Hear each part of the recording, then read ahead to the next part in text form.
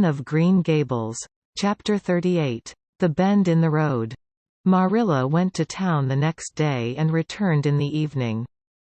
Anne had gone over to Orchard Slope with Diana and came back to find Marilla in the kitchen, sitting by the table with her head leaning on her hand.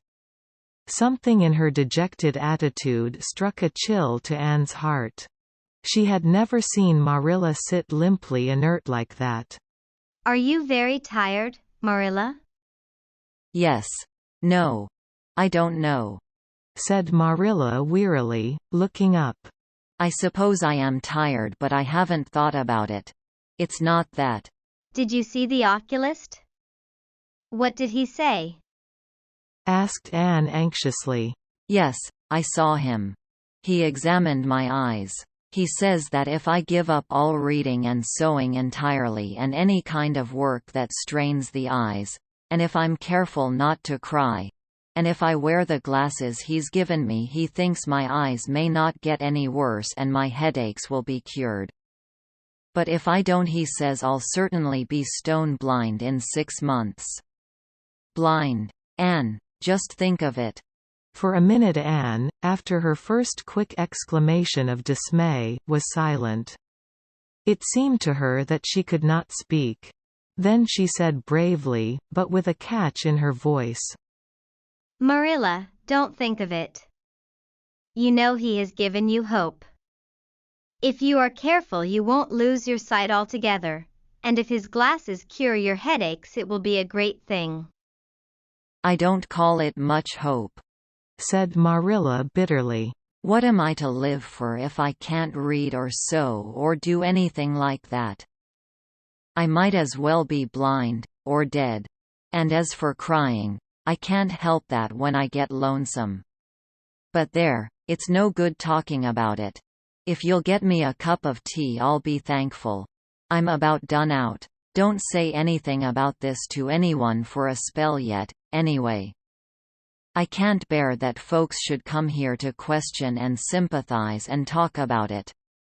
When Marilla had eaten her lunch Anne persuaded her to go to bed. Then Anne went herself to the east gable and sat down by her window in the darkness alone with her tears and her heaviness of heart. How sadly things had changed since she had sat there the night after coming home. Then she had been full of hope and joy and the future had looked rosy with promise. Anne felt as if she had lived years since then, but before she went to bed there was a smile on her lips and peace in her heart. She had looked her duty courageously in the face and found it a friend, as duty ever is when we meet it frankly. One afternoon a few days later Marilla came slowly in from the front yard where she had been talking to a caller, a man whom Anne knew by sight as Sadler from Carmody. Anne wondered what he could have been saying to bring that look to Marilla's face. "What did Mr. Sadler want, Marilla?" Marilla sat down by the window and looked at Anne. There were tears in her eyes in defiance of the oculist's prohibition and her voice broke as she said, "He heard that I was going to sell Green Gables and he wants to buy it." "Buy it? Buy Green Gables?" Anne wondered if she had heard aright. "Oh, Marilla, you don't mean to sell Green Gables?" "Anne, I don't know what else is to be done. I've thought it all over. If my eyes were strong I could stay here and make out to look after things and manage, with a good hired man. But as it is I can't. I may lose my sight altogether, and anyway I'll not be fit to run things. Oh, I never thought I'd live to see the day when I'd have to sell my home. But things would only go behind worse and worse all the time, till nobody would want to buy it. Every cent of our money went in that bank, and there's some notes Matthew gave last fall to pay. Mrs. Lynde advises me to sell the farm and board somewhere, with her I suppose. It won't bring much, it's small and the buildings are old. But it'll be enough for me to live on I reckon. I'm thankful you're provided for with that scholarship, Anne. I'm sorry you won't have a home to come to in your vacations. That's all. But I suppose you'll manage somehow." Marilla broke down and wept bitterly. "You mustn't sell Green Gables," said Anne resolutely. "Oh, Anne, I wish I didn't have to. But you can see for yourself. I can't stay here alone. I'd go crazy with trouble and loneliness. And my sight would go. I know it would." "You won't have to stay here alone, Marilla. I'll be with you. I'm not going to Redmond." "Not going to Redmond?" Marilla lifted her worn face from her hands and looked at Anne. "Why, what do you mean?" "Just what I say. I'm not going to take the scholarship. I decided so, the night after you came home from town. You surely don't think I could leave you alone in your trouble, Marilla, after all you've done for me. I've been thinking and planning. Let me tell you my plans. Mr. Barry wants to rent the farm for next year. So you won't have any bother over that. And I'm going to teach.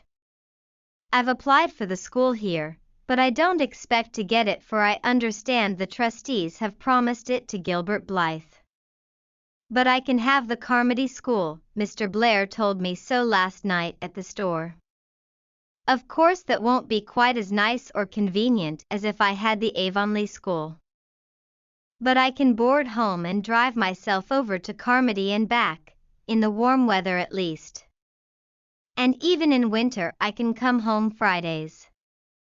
We'll keep a horse for that. Oh, I have it all planned out, Marilla. And I'll read to you and keep you cheered up. You shan't be dull or lonesome. And we'll be real cozy and happy here together, you and I." Marilla had listened like a woman in a dream. "Oh, Anne, I could get on real well if you were here, I know. But I can't let you sacrifice yourself so for me. It would be terrible." "Nonsense." Anne laughed merrily. "There is no sacrifice. Nothing could be worse than giving up Green Gables. Nothing could hurt me more. We must keep the dear old place. My mind is quite made up, Marilla.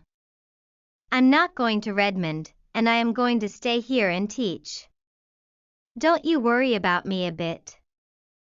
"But your ambitions, and—" "I'm just as ambitious as ever. Only, I've changed the object of my ambitions.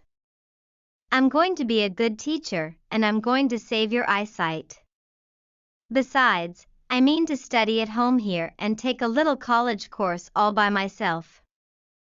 Oh, I've dozens of plans, Marilla. I've been thinking them out for a week. I shall give life here my best, and I believe it will give its best to me in return. When I left Queens, my future seemed to stretch out before me like a straight road. I thought I could see along it for many a milestone. Now there is a bend in it. I don't know what lies around the bend, but I'm going to believe that the best does. It has a fascination of its own, that bend, Marilla. I wonder how the road beyond it goes, what there is of green glory and soft, checkered light and shadows, what new landscapes, what new beauties. What curves and hills and valleys further on." "I don't feel as if I ought to let you give it up," said Marilla, referring to the scholarship. "But you can't prevent me. I'm 16 and a half, obstinate as a mule, as Mrs. Lynde once told me," laughed Anne. "Oh, Marilla, don't you go pitying me. I don't like to be pitied, and there is no need for it. I'm heart glad over the very thought of staying at dear Green Gables. Nobody could love it as you and I do, so we must keep it." "You blessed girl," said Marilla, yielding. "I feel as if you'd given me new life. I guess I ought to stick out and make you go to college, but I know I can't, so I ain't going to try. I'll make it up to you though, Anne. When it became noised abroad in Avonlea that Anne Shirley had given up the idea of going to college and intended to stay home and teach, there was a good deal of discussion over it. Most of the good folks, not knowing about Marilla's eyes, thought she was foolish.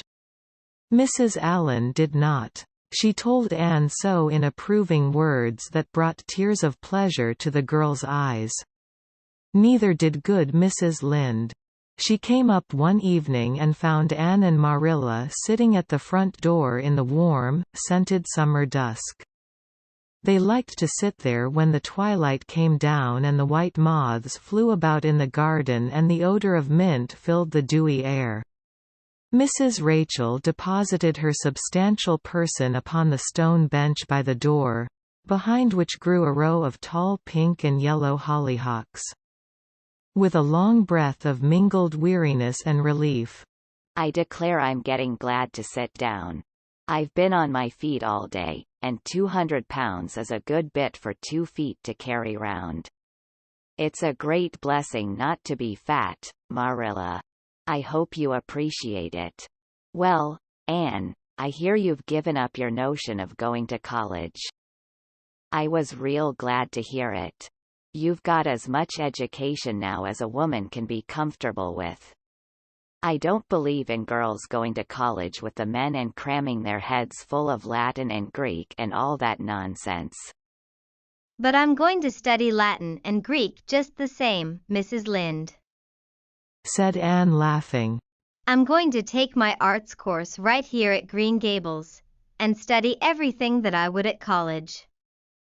Mrs. Lynde lifted her hands in holy horror. "Anne Shirley, you'll kill yourself." "Not a bit of it. I shall thrive on it. Oh, I'm not going to overdo things. As Josiah Allen's wife says, I shall be medium. But I'll have lots of spare time in the long winter evenings, and I've no vocation for fancy work. I'm going to teach over at Carmody, you know." "I don't know it. I guess you're going to teach right here in Avonlea. The trustees have decided to give you the school." "Mrs. Lynde?" cried Anne, springing to her feet in her surprise. "Why, I thought they had promised it to Gilbert Blythe." "So they did. But as soon as Gilbert heard that you had applied for it, he went to them. They had a business meeting at the school last night, you know, and told them that he withdrew his application, and suggested that they accept yours. He said he was going to teach at White Sands. Of course he knew how much you wanted to stay with Marilla. And I must say I think it was real kind and thoughtful in him, that's what. Real self-sacrificing too, for he'll have his board to pay at White Sands, and everybody knows he's got to earn his own way through college. So the trustees decided to take you. I was tickled to death when Thomas came home and told me." "I don't feel that I ought to take it," murmured Anne. "I mean, I don't think I ought to let Gilbert make such a sacrifice for me." "I guess you can't prevent him now. He's signed papers with the White Sands trustees. So it wouldn't do him any good now if you were to refuse. Of course you'll take the school. You'll get along all right, now that there are no pies going. Josie was the last of them, and a good thing she was, that's what. There's been some pie or other going to Avonlea School for the last 20 years.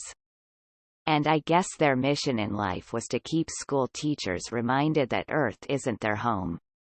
Bless my heart. What does all that winking and blinking at the Barry gable mean?" "Diana is signaling for me to go over," laughed Anne. "You know we keep up the old custom. Excuse me while I run over and see what she wants." Anne ran down the clover slope like a deer, and disappeared in the firry shadows of the haunted wood. Mrs. Lynde looked after her indulgently. "There's a good deal of the child about her yet in some ways. There's a good deal more of the woman about her in others." retorted Marilla, with a momentary return of her old crispness. But crispness was no longer Marilla's distinguishing characteristic. As Mrs. Lynde told her Thomas that night, "Marilla Cuthbert has got mellow. That's what." Anne went to the little Avonlea graveyard the next evening to put fresh flowers on Matthew's grave and water the Scotch rosebush. She lingered there until dusk, liking the peace and calm of the little place. With its poplars whose rustle was like low, friendly speech, and its whispering grasses growing at will among the graves. When she finally left it and walked down the long hill that sloped to the lake of shining waters, it was past sunset and all Avonlea lay before her in a dreamlike afterlight. A haunt of ancient peace. There was a freshness in the air as of a wind that had blown over honey-sweet fields of clover. Home lights twinkled out here and there among the homestead trees. Beyond lay the sea, misty and purple, with its haunting, unceasing murmur.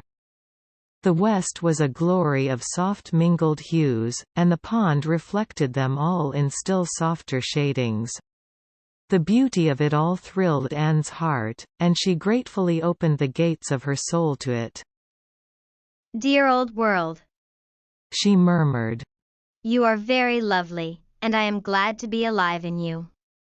Halfway down the hill a tall lad came whistling out of a gate before the Blythe homestead. It was Gilbert, and the whistle died on his lips as he recognized Anne.